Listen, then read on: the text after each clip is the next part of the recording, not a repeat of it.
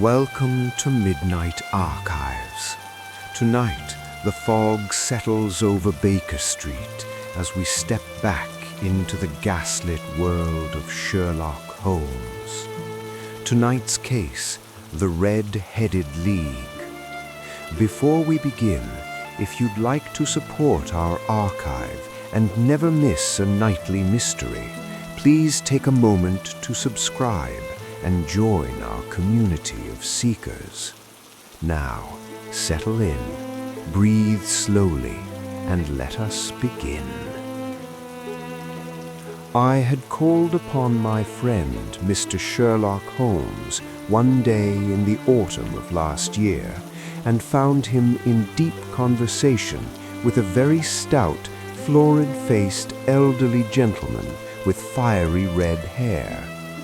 With an apology for my intrusion, I was about to withdraw when Holmes pulled me abruptly into the room and closed the door behind me. "You could not possibly have come at a better time, my dear Watson," he said cordially. "I was afraid that you were engaged." "So I am, very much so." "Then I can wait in the next room." "Not at all. This gentleman, Mr. Wilson, has been my partner and helper in many of my most successful cases, and I have no doubt that he will be of the utmost use to me in yours also." The stout gentleman half rose from his chair and gave a bob of greeting, with a quick little questioning glance from his small, fat, encircled eyes. "Try the settee," said Holmes, relapsing into his armchair and putting his fingertips together, as was his custom when in judicial moods. "I know, my dear Watson, that you share my love of all that is bizarre and outside the conventions and humdrum routine of everyday life. You have shown your relish for it with the enthusiasm which has prompted you to chronicle, and, if you will excuse my saying so, somewhat to embellish so many of my own little adventures." "My cases have indeed been of the greatest interest to me," I observed.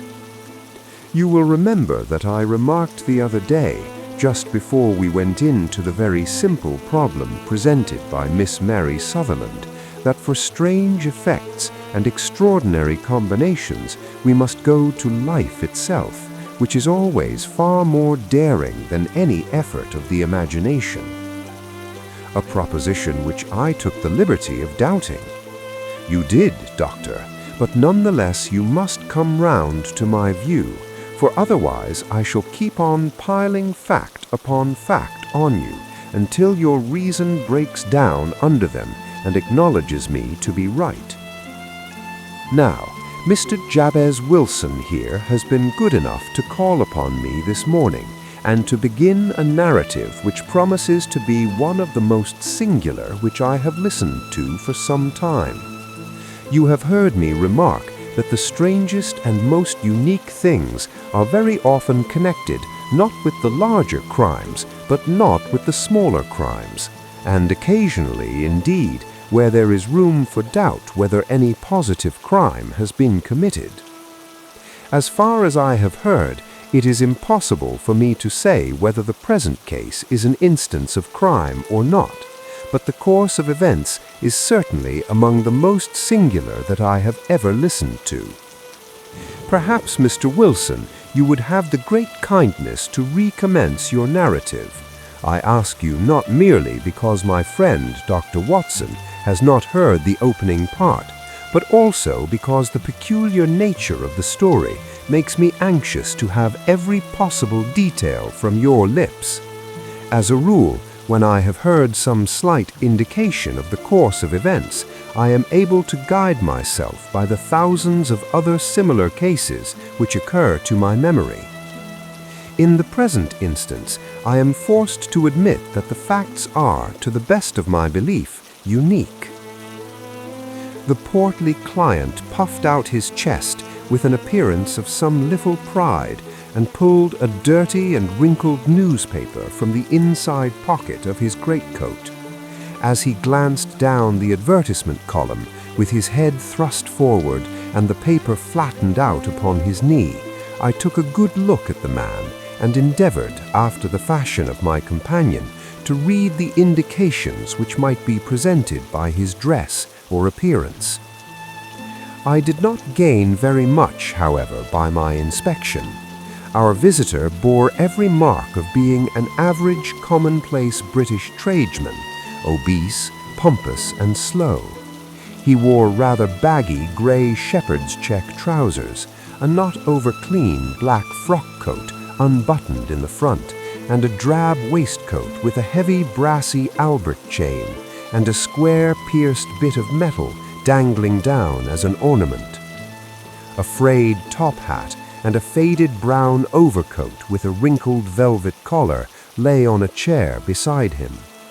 Altogether, look as I would, there was nothing remarkable about the man save his blazing red head and the expression of extreme chagrin and discontent upon his features. Sherlock Holmes' quick eye took in my occupation, and he shook his head with a smile as he noticed my questioning glances. Beyond the obvious facts that he has at some time done manual labor, that he takes snuff, that he is a Freemason, that he has been in China, and that he has done a considerable amount of writing lately, I can deduce nothing else. Mr. Jabez Wilson started up in his chair, with his forefinger on the paper, but his eyes upon my companion. "How, in the name of good fortune, did you know all that, Mr. Holmes?" he asked. "How did you know, for example, that I did manual labor? It's as true as gospel, for I began as a ship's carpenter." "Your hands, my dear sir. Your right hand is quite a size larger than your left. You have worked with it, and the muscles are more developed." "Well, the snuff, then, and the Freemasonry. I won't insult your intelligence by telling you how I read that, especially as, rather against the strict rules of your order, you use an arc and compass breastpin." "Ah, of course, I forgot that. But the writing? What else can be indicated by that right cuff so very shiny for 5 inches, and the left one with the smooth patch near the elbow where you rest it on the desk? Well, but China? The fish that you have tattooed immediately above your right wrist could only have been done in China. I have made a small study of tattoo marks and even contributed to the literature of the subject. That trick of staining the fish's scales of a delicate pink is quite peculiar to China. When, in addition, I see a Chinese coin hanging from your watch chain, the matter becomes even simpler." Mr. Jabez Wilson laughed heavily. "Well, I never," said he. "I thought at first that you had done something clever, but I see that there was nothing in it after all." "I begin to think, Watson," said Holmes, "that I make a mistake in explaining. Omne ignotum pro magnifico, you know, and my poor little reputation, such as it is, will suffer shipwreck if I am so candid. Can you not find the advertisement, Mr. Wilson?" "Yes, I have got it now," he answered, with his thick red finger planted halfway down the column. "Here it is. This is what began it all. You just read it for yourself, sir." I took the paper from him and read as follows. "To the Red-Headed League. On account of the bequest of the late Ezekiah Hopkins of Lebanon, Pennsylvania, USA, there is now another vacancy open which entitles a member of the League to a salary of £4 a week for purely nominal services. All red-headed men who are sound in body and mind and above the age of 21 years are eligible. Apply in person on Monday at 11 to Duncan Ross at the offices of the League, 7 Pope's Court, Fleet Street." "What on earth does this mean?" I ejaculated after I had twice read over the extraordinary announcement. Holmes chuckled and wriggled in his chair, as was his habit when in high spirits. It is a little off the beaten track, isn't it?" said he. "And now, Mr. Wilson, off you go at scratch and tell us all about yourself, your household, and the effect which this advertisement had on your fortunes. You will first make a note, Doctor, of the paper and the date. It is the Morning Chronicle of April 27th, 1890, just 2 months ago." "Very good. Now, Mr. Wilson." "Well, it is just as I've been telling you, Mr. Sherlock Holmes," said Jabez Wilson, mopping his forehead. "I have a small pawnbroker's business at Coburg Square, near the city. It's not a very large affair, and of late years it has not done more than just give me a living. I used to be able to keep 2 assistants, but now I only keep 1, and I would have a job to pay him, but that he is willing to come for half wages so as to learn the business." "What is the name of this obliging youth?" asked Sherlock Holmes. "His name is Vincent Spaulding, and he's not such a youth either. It's hard to say his age. I should not wish a smarter assistant, Mr. Holmes, and I know very well that he could better himself and earn twice what I am able to give him. But, after all, if he is satisfied, why should I put ideas in his head?" "Why, indeed. You seem most fortunate in having an employee who comes under the full market price. It is not a common experience among employers in this age. I don't know that your assistant is not as remarkable as your advertisement." "Oh, he has his faults too," said Mr. Wilson. "Never was such a fellow for photography, snapping away with a camera when he ought to be improving his mind, and then diving down into the cellar like a rabbit into its hole to develop his pictures. That is his main fault, but on the whole he's a good worker. There's no vice in him." "He is still with you, I presume?" "Yes, sir.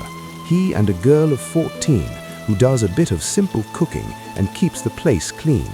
That's all I have in the house, for I am a widower and never had any family. We live very quietly, sir, the 3 of us, and we keep a roof over our heads and pay our debts if we do nothing more." The first thing that put us out was that advertisement. Spaulding, he came down into the office just this day 8 weeks with this very paper in his hand, and he says, "I wish to the Lord, Mr. Wilson, that I was a red-headed man." "Why that?" I asks. "Why," says he, "here's another vacancy on the League of the Red-Headed Men. It's worth quite a little fortune to any man who gets it, and I understand that there are more vacancies than there are men, so that the trustees are at their wits' end what to do with the money. If my hair would only change color, here's a nice little crib all ready for me to step into." "Why, what is it then?" I asked. "You see, Mr. Holmes, I am a very stay-at-home man, and as my business came to me, instead of me having to go to it, I was often weeks on end without putting my foot over the doormat. In that way, I didn't know much of what was going on outside, and I was always glad of a bit of news." "Have you never heard of the League of the Red-Headed Men?" he asked, with his eyes open. "Never? Why, I wonder at that, for you are eligible yourself for one of the vacancies." "And what are they worth?" I asked. "Oh, merely a couple of hundred a year, but the work is slight, and it need not interfere very much with one's other occupations." Well, you can easily think that that made me prick up my ears, for the business has not been over good for some years, and an extra couple of hundred would have been very handy. "Tell me all about it," said I. "Well," said he, showing me the advertisement, "you can see for yourself that the League has a vacancy, and there is the address where you should apply for particulars. As far as I can make out, the League was founded by an American millionaire, Ezekiah Hopkins, who was very peculiar in his ways. He himself was red-headed, and he had a great sympathy for all red-headed men. So when he died, it was found that he had left his enormous fortune in the hands of trustees, with instructions to apply the interest to the providing of easy berths to men whose hair is of that color. From all I hear, it is splendid pay and very little to do." "But," I said, "there would be millions of red-headed men who would apply." "Not so many as you might think," he answered. You see, it's really confined to Londoners and to grown men. This American had started from London when he was young, and he wanted to do the old town a good turn. Then again, I have heard it is no use your applying if your hair is light red, or dark red, or anything but real bright, blazing, fiery red.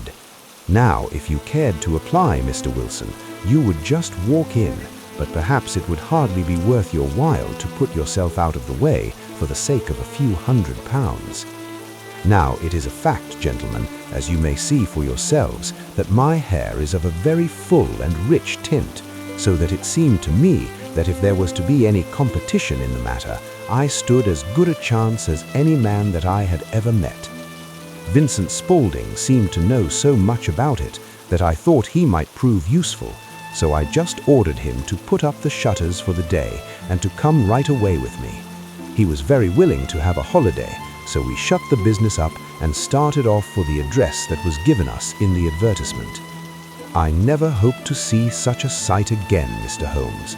From north, south, east and west, every man who had a shade of red in his hair had tromped into the city to answer the advertisement.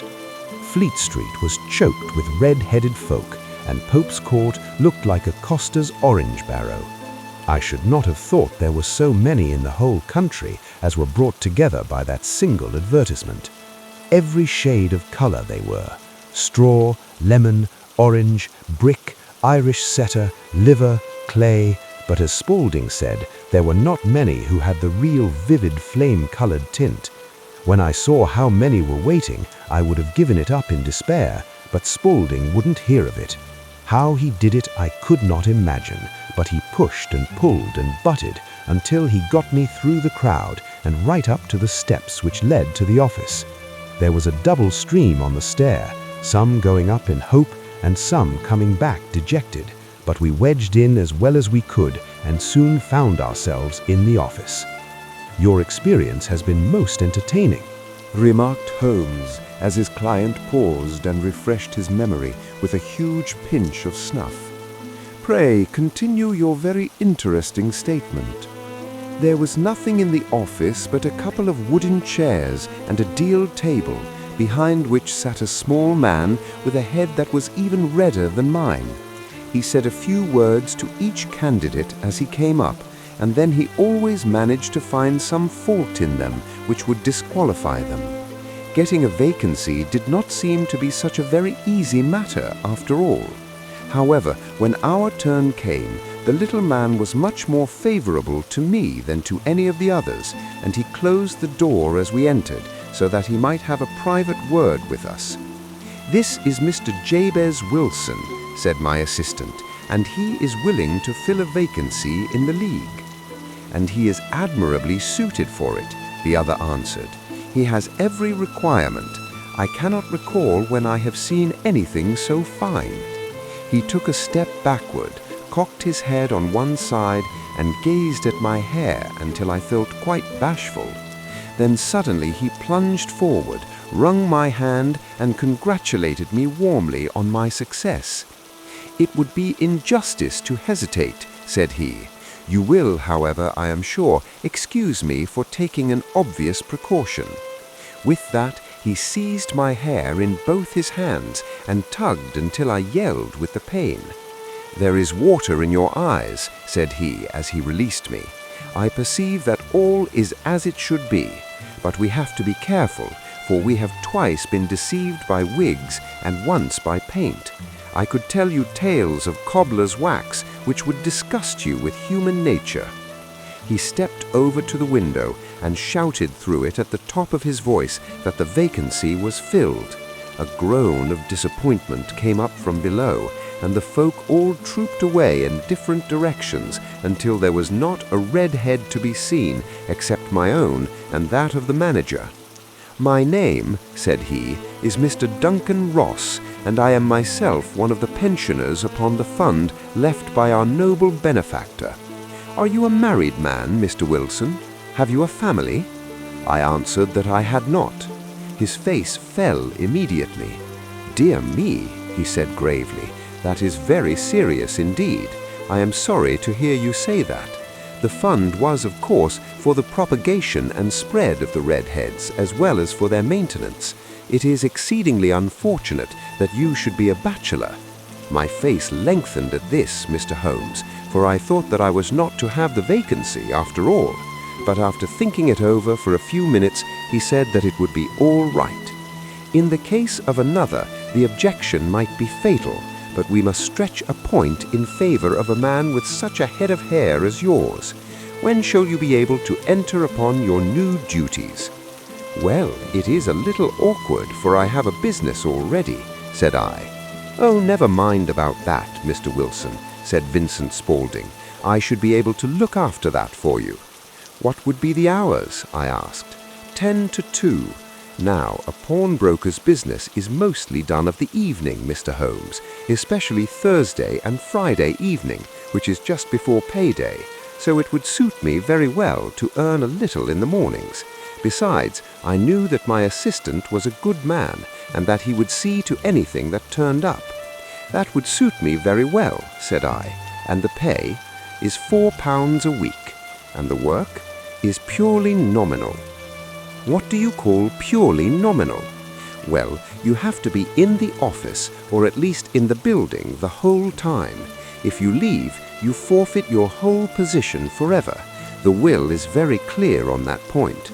You don't comply with the conditions if you budge from the office during that time. It's only 4 hours a day, and I should not think of leaving," said I. "No excuse will avail," said Mr. Duncan Ross. "Neither sickness, nor business, nor anything else. There you must stay, or you lose your billet. And the work is to copy out the Encyclopedia Britannica. There is the first volume of it in that press. You must find your own ink, pens, and blotting paper, but we provide this table and chair. Will you be ready tomorrow?" "Certainly," I answered. "Then goodbye, Mr. Jabez Wilson, and let me congratulate you once more on the important position which you have been fortunate enough to gain." He bowed me out of the room, and I went home with my assistant, hardly knowing what to say or do. I was so pleased at my own good fortune. Well, I thought over the matter all day, and by evening I was in low spirits again, for I had quite persuaded myself that the whole affair must be some great hoax or fraud, though what its object might be I could not imagine.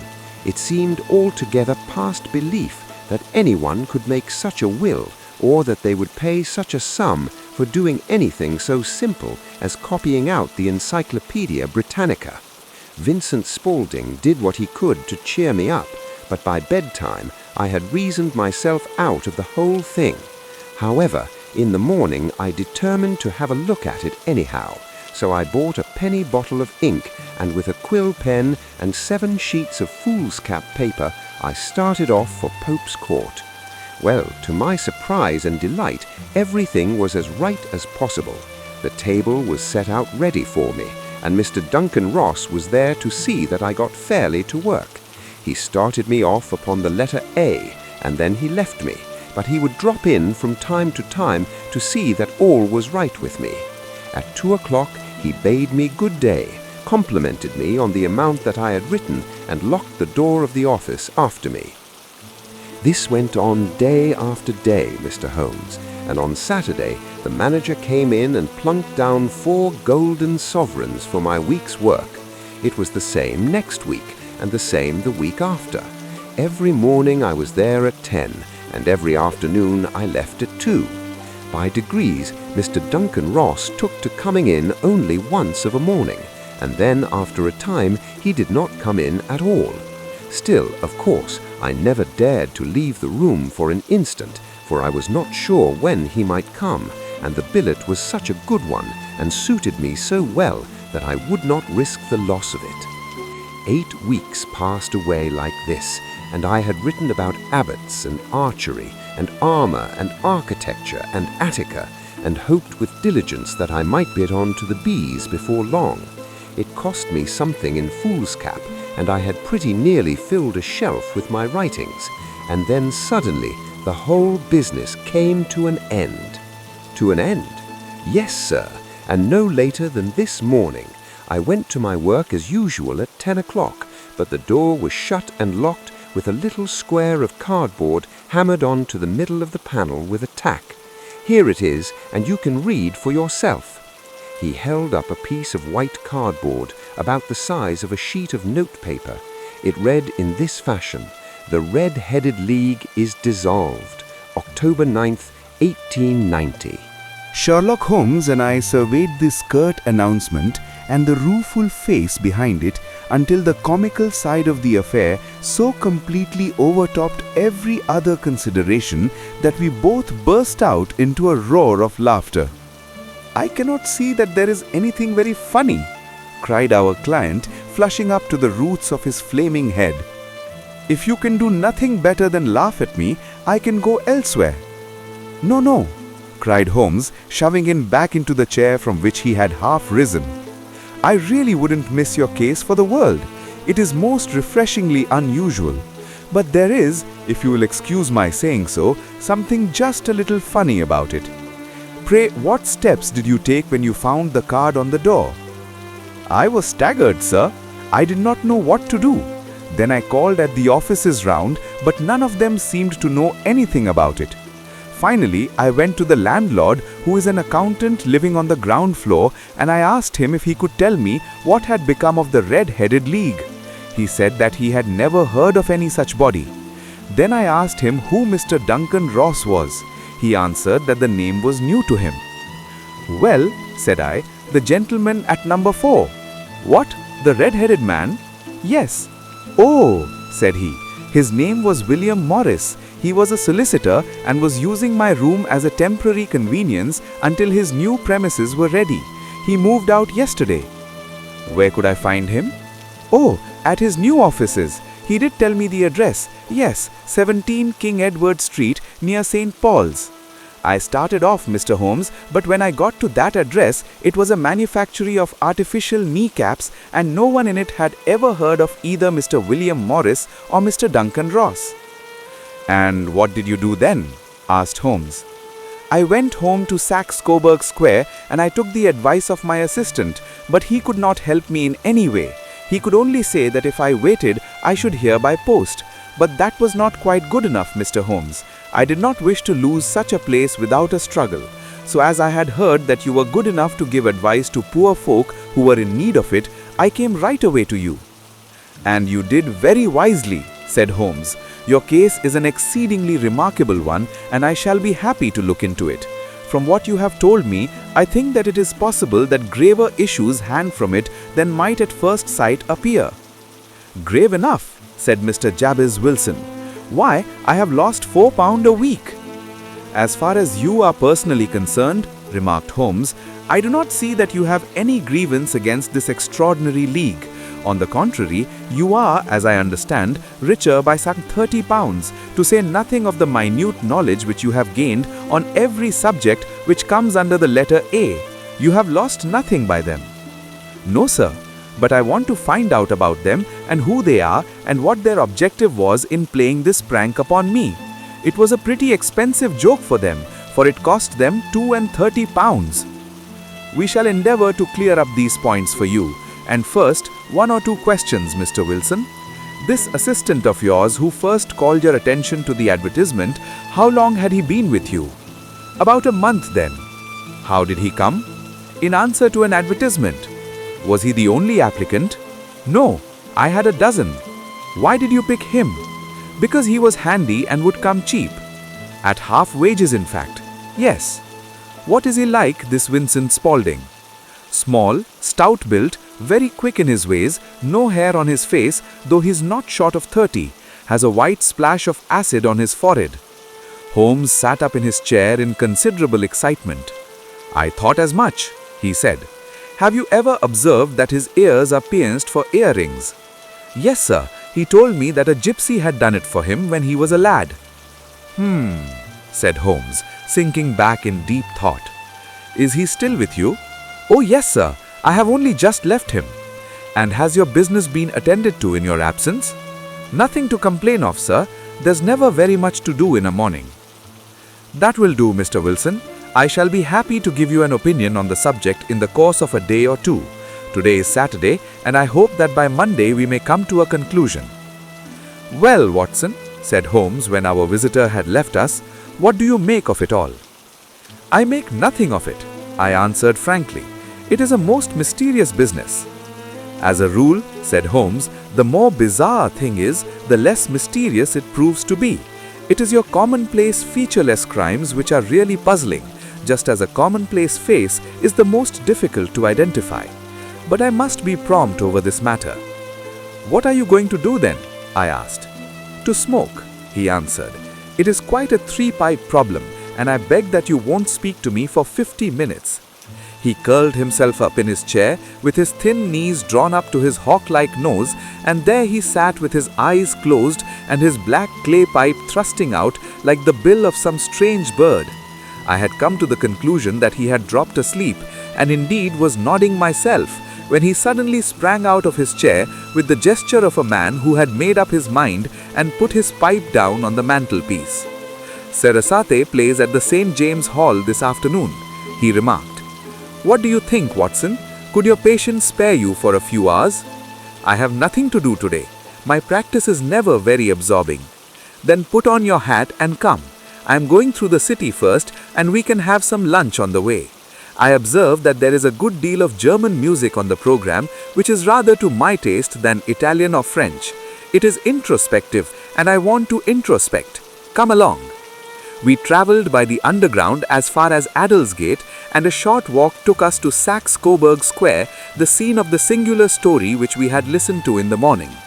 It was a poky, little, shabby-genteel place where 4 lines of dingy 2-storied brick houses looked out into a small railed-in enclosure where a lawn of weedy grass and a few clumps of faded laurel bushes made a hard fight against a smoke-laden and uncongenial atmosphere.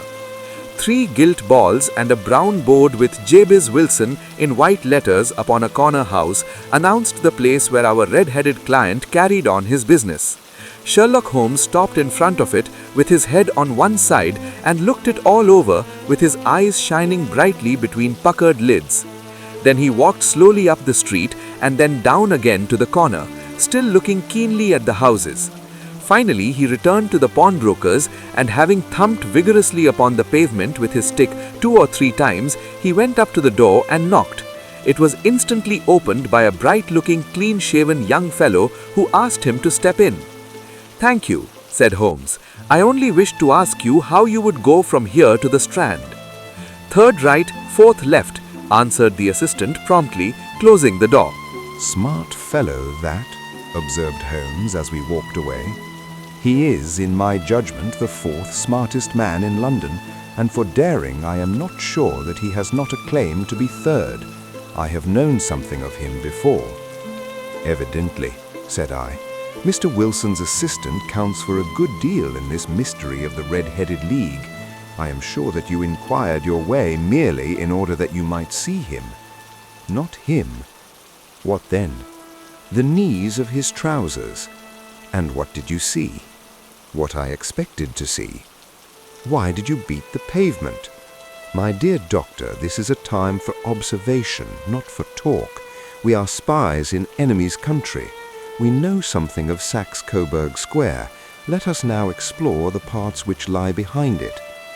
The road in which we found ourselves as we turned round the corner from the retired Saxe-Coburg Square presented as great a contrast to it as the front of a picture does to the back. It was one of the main arteries which conveyed the traffic of the city to the north and west. The roadway was blocked with the immense stream of commerce flowing in a double tide inward and outward, while the footpaths were black with the hurrying swarm of pedestrians. It was difficult to realize, as we looked at the line of fine shops and stately business premises, that they really abutted on the other side upon the faded and stagnant square which we had just quitted. "Let me see," said Holmes, standing at the corner and glancing along the line. "I should like just to remember the order of the houses here.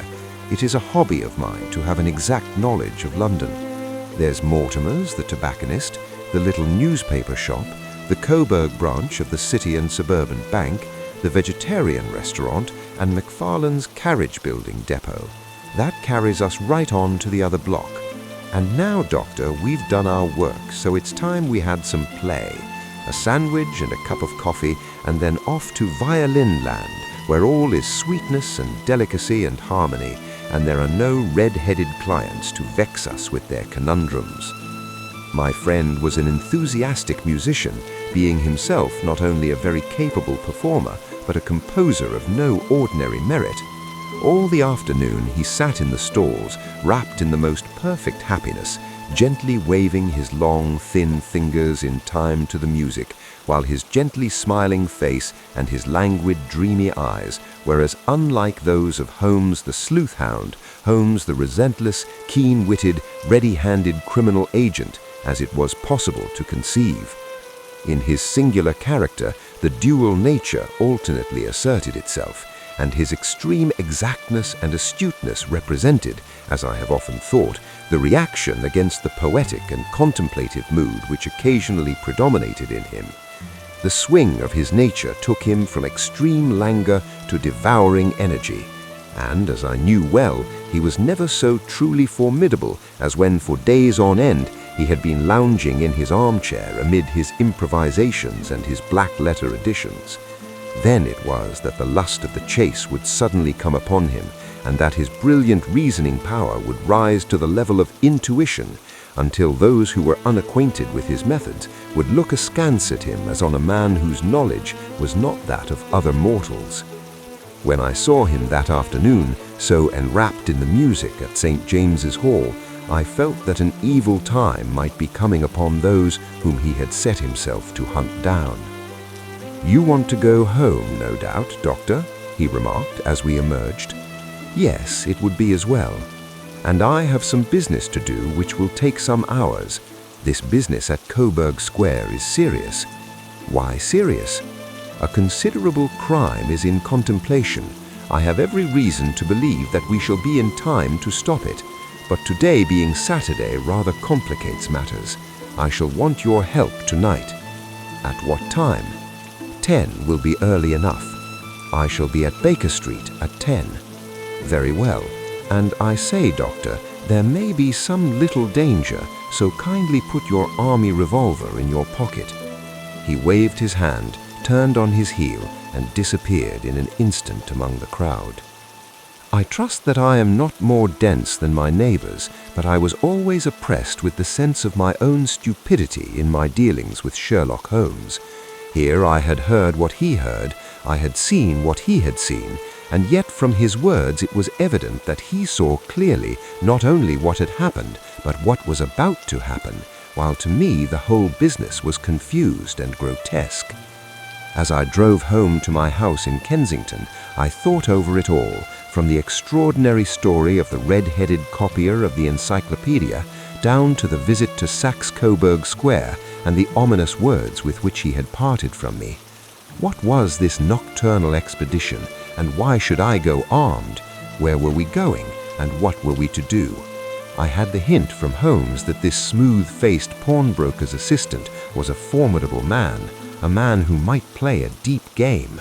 I tried to puzzle it out, but gave it up in despair and set the matter aside until night should bring an explanation.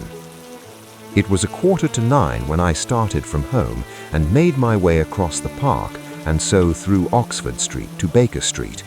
2 hansoms were standing at the door, and as I entered the passage, I heard the sound of voices from above. On entering his room, I found Holmes in animated conversation with 2 men, one of whom I recognized as Peter Jones, the official police agent, while the other was a long, thin, sad-faced man with a very shiny hat and oppressively respectable frock coat. "Ah, our party is complete," said Holmes, buttoning up his pea-jacket and taking his heavy hunting crop from the rack. "Watson, I think you know Mr. Jones of Scotland Yard. Let me introduce you to Mr. Merriweather, who is to be our companion in tonight's adventure." "We're hunting in couples again, Doctor, you see," said Jones in his consequential way. "Our friend here is a wonderful man for starting a chase. All he wants is an old dog to help him to do the running down." "I hope a wild goose may prove to be the end of our chase," observed Mr. Merriweather gloomily. "You may place considerable confidence in Mr. Holmes, sir," said the police agent loftily. "He has his own little methods, which are, if he won't mind me saying so, just a little too theoretical and fantastic, but he has the makings of a detective in him. It is not too much to say that once or twice, as in that business of the Sholto murder and the Agra treasure, he has been more nearly correct than the official force." "Oh, if you say so, Mr. Jones, it is all right," said the stranger with deference. "Still, I confess that I miss my rubber. It is the first Saturday night for 27 years that I have not had my rubber." "I think you will find," said Sherlock Holmes, "that you will play for a higher stake tonight than you have ever done yet, and that the play will be more exciting. For you, Mr. Merriweather, the stake will be some £30,000, and for you, Jones, it will be the man on whom you wish to lay your hands." John Clay, the murderer, thief, smasher, and forger. He's a young man, Mr. Merriweather, but he's at the head of his profession, and I would rather have my bracelets on him than on any criminal in London. He's a remarkable man, is young John Clay. His grandfather was a royal duke, and he himself has been to Eton and Oxford. His brain is as cunning as his fingers, and though we meet signs of him at every turn, we never know where to find the man himself. He'll crack a crib in Scotland one week and be raising money to build an orphanage in Cornwall the next. I've been on his track for years and have never set eyes on him yet. I hope that I may have the pleasure of introducing you tonight. I've had one or two little turns also with Mr. John Clay, and I agree with you that he is at the head of his profession. It is past 10, however, and quite time that we started. If you two will take the first hansom, Watson and I will follow in the second. Sherlock Holmes was not very communicative during the long drive and lay back in the cab humming the tunes which he had heard in the afternoon. We rattled through an endless labyrinth of gas-lit streets until we emerged into Farrington Street. "We are close there now," my friend remarked. "This fellow Merriweather is a bank director and personally interested in the matter. I thought it as well to have Jones with us also. He's not a bad fellow, though an absolute imbecile in his profession. He has one positive virtue. He is as brave as a bulldog and as tenacious as a lobster if he gets his claws upon anyone. Here we are, and they are waiting for us." We had reached the same crowded thoroughfare in which we had found ourselves in the morning. Our cabs were dismissed, and following the guidance of Mr. Merriweather, we passed down a narrow passage and through a side door which he opened for us. Within there was a small corridor which ended in a very massive iron gate. This also was opened and led down a flight of winding stone steps which terminated at another formidable gate.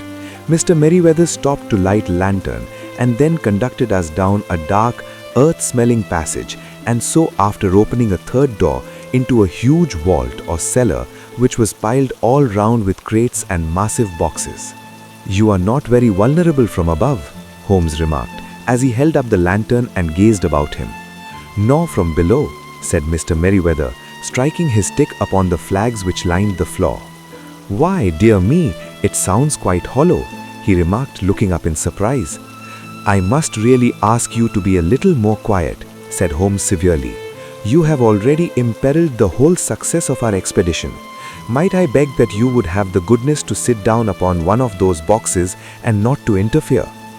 The solemn Mr. Merriweather perched himself upon a crate with a very injured expression upon his face, while Holmes fell upon his knees upon the floor and with the lantern and a magnifying lens began to examine minutely the cracks between the stones.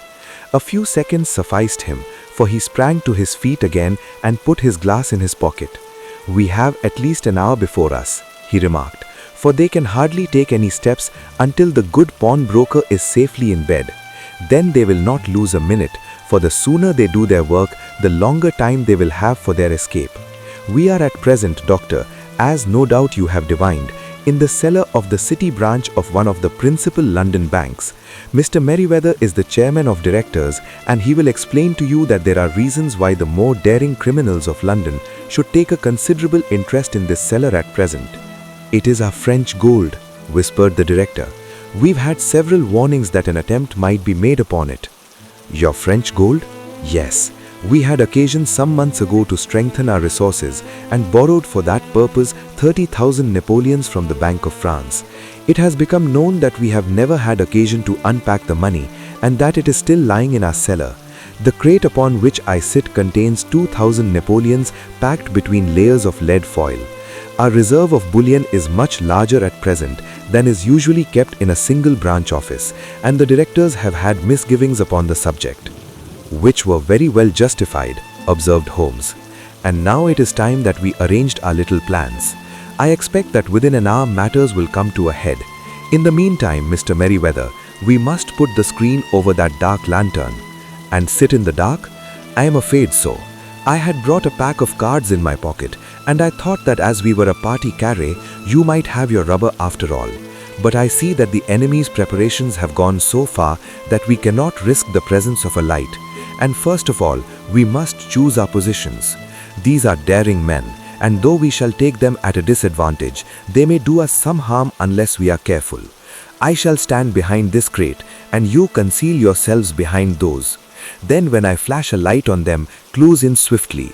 If they fire, Watson, have no compunction about shooting them down. I placed my revolver, cocked, upon the top of the wooden case behind which I crawled. Holmes shot the slide across the front of his lantern and left us in pitch blackness, such an absolute blackness as I have never before experienced. The smell of hot metal remained to assure us that the light was still there, ready to flash out at a moment's notice. To me, with my nerves worked up to a pitch of expectancy, there was something depressing and subduing in the sudden gloom and the cold, dank air of the vault. "They have but one retreat," whispered Holmes. "That is back through the house into Saxe-Coburg Square. I hope that you have done what I asked you, Jones. I have an inspector and 2 officers waiting at the front door. Then we have stopped all the holes, and now we must be silent and wait." What a time it seemed! From comparing notes afterwards, it was but an hour and a quarter, yet it appeared to me that the night must have almost gone and the dawn be breaking above us. My limbs were weary and stiff, for I feared to change my position, yet my nerves were worked up to the highest pitch of tension, and my hearing was so acute that I could not only hear the gentle breathing of my companions, but I could distinguish the deeper, heavier in-breath of the bulky Jones from the thin sign note of the bank director. From my position, I could look over the case in the direction of the floor. Suddenly my eyes caught the glint of a light. At first it was but a lurid spark on the stone pavement. Then it lengthened out until it became a yellow line, and then, without any warning or sound, a gash seemed to open, and a hand appeared, a white, almost womanly hand, which felt about in the center of the little area of light. For a minute or more, the hand, with its writhing fingers, protruded out of the floor. Then it was withdrawn as suddenly as it appeared, and all was dark again, save the single lurid spark that marked a chink between the stones. Its disappearance, however, was but momentary. With a rending, tearing sound, one of the broad white stones turned over upon its side and left a square, gaping hole, through which streamed the light of a lantern. Over the edge there peeped a clean-cut, boyish face, which looked keenly about it, and then, with a hand on either side of the aperture, drew itself shoulder-high and waist-high until one knee rested upon the edge. In another instant he stood at the side of the hole, and was hauling after him a companion, lithe and small like himself, with a pale face and a shock of very red hair. "It's all clear," he whispered. "Have you the chisel and the bags? Great Scott! Jump, Archie, jump, and I'll swing for it." Sherlock Holmes had sprung out and seized the intruder by the collar. The other dived down the hole, and I heard the sound of rending cloth as Jones clutched at his skirts. The light flashed upon a barrel of a revolver, but Holmes' hunting crop came down on the man's wrist, and the pistol clinked upon the stone floor. "It's no use, John Clay," said Holmes blandly. "You have no chance at all." "So I see," he answered with the utmost coolness. "I fancy that my pal is all right, though I see you've got his coattails. There are 3 men waiting for him at the door." "Oh, indeed. You seem to have done the thing very completely. I must compliment you." "And I you," Holmes answered. "Your red-headed idea was very new and effective." "You'll see your pal again presently," said Jones. "He's quicker at climbing down holes than I am. Just hold out while I fix the derbies."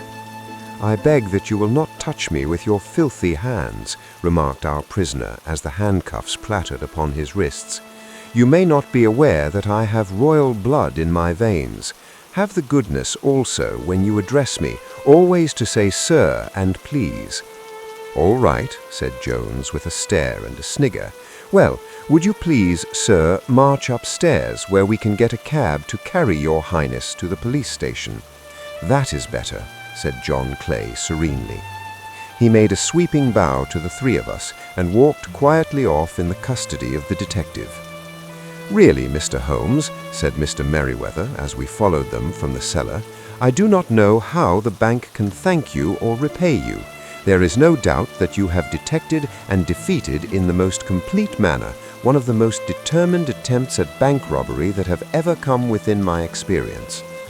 I have had one or two little scores of my own to settle with Mr. John Clay," said Holmes. "I have been at some small expense over this matter, which I shall expect the bank to refund. But beyond that, I am amply repaid by having had an experience which is in many ways unique, and by hearing the very remarkable narrative of the Red-Headed League. You see, Watson," he explained in the early hours of the morning as we sat over a glass of whiskey and soda in Baker Street, "it was perfectly obvious from the first that the only possible object of this rather fantastic business of the advertisement of the League and the copying of the encyclopedia must be to get this not over-bright pawnbroker out of the way for a number of hours every day. It was a curious way of managing it, but really it would be difficult to suggest a better. The method was no doubt suggested to Clay's ingenious mind by the color of his accomplice's hair. The £4 a week was a lure that must draw him, and what was it to them who were playing for thousands? They put in the advertisement, one rogue has the temporary office, the other rogue incites the man to apply for it, and together they managed to secure his absence every morning in the week. From the time that I heard of the assistant having come for half wages, it was obvious to me that he had a strong motive for securing the situation. But how could you guess what the motive was? Had there been women in the house, I should have suspected a mere vulgar intrigue. That, however, was out of question. The man's business was a small one, and there was nothing in his house which could account for such elaborate preparations and such an expenditure as they were at. It must then be something out of the house. What could it be? I thought of the assistant's fondness for photography and his trick of vanishing into the cellar. The cellar, there was the end of this tangled clue.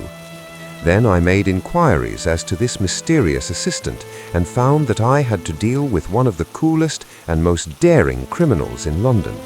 He was doing something in the cellar, something which took many hours a day for months on end. What could it be once more? I could think of nothing save that he was running a tunnel to some other building. So far I had got when we went to visit the scene of action. I surprised you by beating upon the pavement with my stick. I was ascertaining whether the cellar stretched out in front or behind. It was not in front. Then I rang the bell, and as I hoped, the assistant answered it. We had had some skirmishes, but we had never set our eyes upon one another before. I hardly looked at his face. His knees was what I wished to see. You must yourself have remarked how worn, wrinkled, and stained they were. They spoke of those hours of burrowing.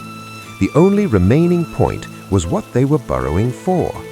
I walked around the corner, saw the City and Suburban Bank abutted on our friend's premises, and felt that I had solved my problem.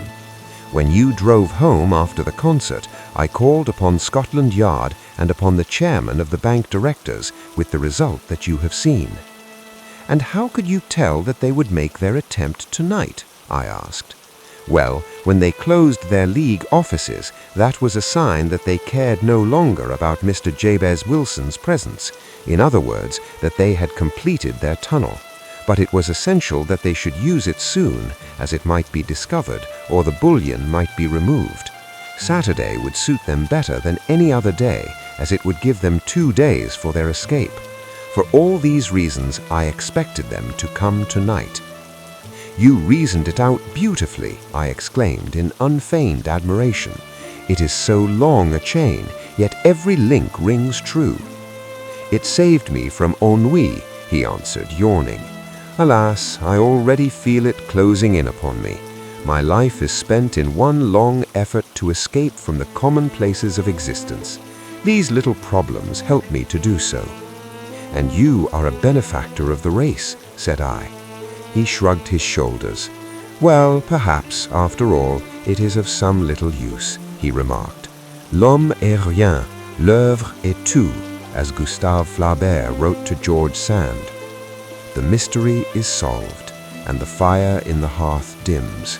Sleep well. This has been a production of Midnight Archives.